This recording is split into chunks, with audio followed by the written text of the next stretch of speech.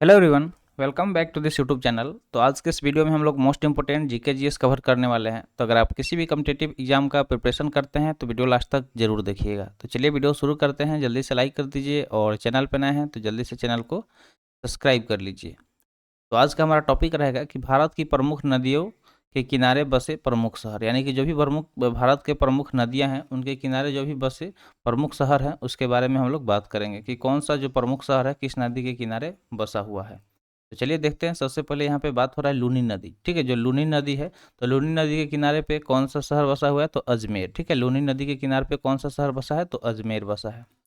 Next दिया गया है मंदाकिनी नदी। ठीक है, तो मंदाकिनी नदी के किनारे केदारनाथ शहर बसा हुआ है। ठीक है, जो मंदाकिनी नदी है, तो जब भी आपसे सवाल पूछा जाए कि केदारनाथ किस नदी के किनारे बसा हुआ है तो आपको याद रखना है कि मंदाकिनी नदी।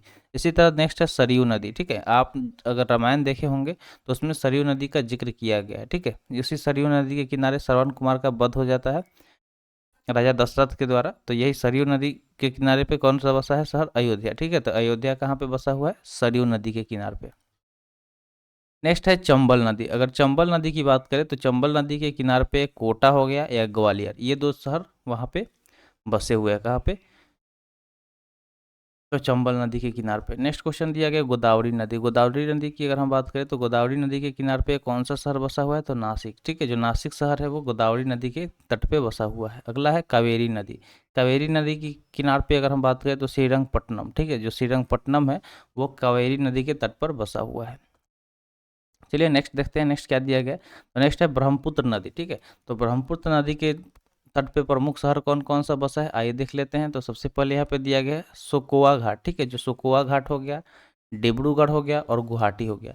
तो डिब्रूगढ़, सुकोआ घाट और गुवाहाटी ये तीनों के तीनों ब्रह्मपुत्र नदी के तट पर बसे हुए हैं। नेक्स्ट है सतलज नदी। सतलज नदी की अगर हम बात करें तो इसके तट पर फिरोजपुर और लुधियाना। ठीक है, फिरोजपुर और लुधियाना जो दो शहर है ये सतलज नदी के तट पर बसे हुए हैं। नेक्स्ट है महानदी। तो महानदी की अगर हम बात करें तो महानदी के तट पर कटक और संबलपुर। ठीक है, कटक और संबलपुर ये बसे हुए हैं महानदी उड़ीसा में। ठीक है, नेक्स्ट अगला दिया गया हुगली नदी। हुगली नदी की अगर हम बात करें तो हुगली नदी के तट पर कोलकाता शहर बसा हुआ है। ठीक है, हावड़ा ब्रिज आपने देखा होगा, सुना होगा, तो वो हुगली नदी पर बसा हुआ है। नेक्स्ट है गोमती नदी। ठीक है, गोमती नदी के तट पर अगर हम बात करें तो गोमती नदी के तट पर लखनऊ हो गया, जौनपुर हो गया और द्वारिका हो गया। ठीक है, लखनऊ, जौनपुर और द्वारिका ये गोमती नदी के तट पर बसे हुए शहर हैं। नेक्स्ट है नर्मदा नदी। तो नर्मदा नदी की अगर हम बात करें तो जबलपुर। ठीक है, जो जबलपुर है वो नर्मदा नदी के तट पर बसा हुआ है। कहाँ बसा हुआ है तो नर्मदा नदी के तट पर जबलपुर बसा हुआ है। अगला यहाँ पे क्वेश्चन दिया गया है अलकनंदा। ठीक है, अलकनंदा नदी के बारे में बात हो रहा है तो अलकनंदा नदी के तट पर बद्रीनाथ बसा हुआ है। तो जब भी आपसे पूछा जाए कि बद्रीनाथ शहर किस नदी के तट पर बसा हुआ है तो याद रखिएगा अलकनंदा नदी। ठीक है, नेक्स्ट है तुंगभद्रा नदी। तुंगभद्रा नदी की बात करें तो कुरनूल और शिमला। ठीक है, कुरनूल और शिमला ये जो शहर है ये तुंगभद्रा नदी के तट पर बसे हुए हैं। यमुना नदी की अगर हम बात कर ले तो मथुरा हो गया, ठीक है, आगरा हो गया, दिल्ली हो गया या फिर इलाहाबाद हो गया। इलाहाबाद, दिल्ली, आगरा और मथुरा ये चारों शहर जो हैं यमुना नदी के तट पर बसे हुए हैं। चलिए अब गंगा नदी की बात कर लेते हैं। तो इलाहाबाद, जिसे कि अब हम लोग प्रयागराज के नाम से जानते हैं, हरिद्वार हो गया, कानपुर हो गया, पटना हो गया या फिर बनारस। ठीक है, यानी कि वाराणसी। ये सारे जो शहर यहाँ पे आप देख रहे हैं इलाहाबाद, हरिद्वार, कानपुर, पटना और वाराणसी, तो ये सारे के सारे गंगा नदी के तट पर बसे हुए हैं। कहाँ बसे हुए हैं गंगा नदी के तट पर। नेक्स्ट है झेलम नदी। तो झेलम नदी के तट पर श्रीनगर बसा हुआ है। ठीक है, श्रीनगर जो शहर है वो कहाँ पे बसा हुआ है तो झेलम नदी के तट पर बसा हुआ है।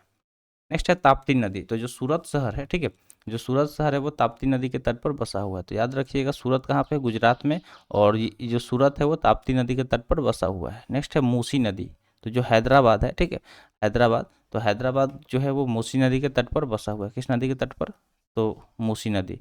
अगला है स्वर्ण रेखा नदी। ठीक है, स्वर्ण रेखा नदी जो है तो जमशेदपुर जो शहर है वो स्वर्ण रेखा नदी के किनारे पे बसा हुआ है। साबरमती नदी। ठीक है, साबरमती नदी की अगर हम बात करें तो जो अहमदाबाद है, ठीक है, अहमदाबाद, अहमदाबाद साबरमती नदी के तट पर बसा हुआ है। साबरमती का आश्रम आपने पढ़ा होगा गांधी जी के बारे में, तो वो कहाँ था अहमदाबाद में ही था। नेक्स्ट है कृष्णा नदी। ठीक है, तो जो विजयवाड़ा है, ठीक है, जो विजयवाड़ा है साउथ का वहाँ वो कहाँ पे बसा हुआ है तो कृष्णा नदी के तट पर बसा हुआ है विजयवाड़ा। भीमा नदी की बात कर ले तो भीमा नदी के तट पर पंढरपुर, जो पंढरपुर है वो भीमा नदी के तट पर स्थित है। आगे देख लेते हैं रामगंगा नदी। तो रामगंगा नदी जो है, रामगंगा नदी के किनारे पे बरेली शहर बसा हुआ है, ठीक है। जो बरेली है वो रामगंगा नदी के तट पर बसा हुआ है। बेतवा नदी की अगर बात करें तो बेतवा नदी के किनारे पे ओरछा शहर है। नेक्स्ट है शिप्रा या फिर छिप्रा उसको बोला जाता है, तो जो उज्जैन शहर है, ठीक है, उज्जैन महाकालेश्वर का मंदिर है उज्जैन में, जो कि भोपाल में पड़ता है मध्य प्रदेश। तो वहाँ पे आपको वो जो है उज्जैन, वो शिप्रा या छिप्रा, उस दोनों नाम से पुकारा जाता है इस नदी को, तो उसके तट पे बसा हुआ है। अगला है गंगा और सोन नदी, ठीक है। जो गंगा और सोन नदी है, तो दोनों नदी के तट पर पटना आपको देखने को मिलेगा। इसमें जो सोन होता है, जो सोन नदी है, सोन नदी को बिहार का शोक भी बोला जाता है। इसको क्या बोला जाता है? तो बिहार का शोक, ठीक है। तो ये भी याद रखिएगा कि बिहार का शोक किस नदी को बोला जाता है, ठीक है। बिहार का शोक किस नदी को कहा जाता है?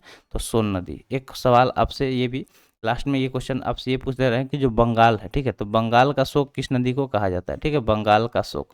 तो कमेंट सेक्शन में इसका आंसर बताना है कि जो बंगाल का शोक है किस नदी को कहा जाता है। तो देखते हैं कौन कौन स्टूडेंट कमेंट में इसका आंसर देते हैं। तो चलिए आज के लिए इतना ही। आज का सेशन यहीं पर समाप्त हुआ। सेशन कैसा लगा कमेंट सेक्शन में जरूर बताइएगा। तो मिलते हैं फिर अगले वीडियो में। Thanks for watching. जय हिंद।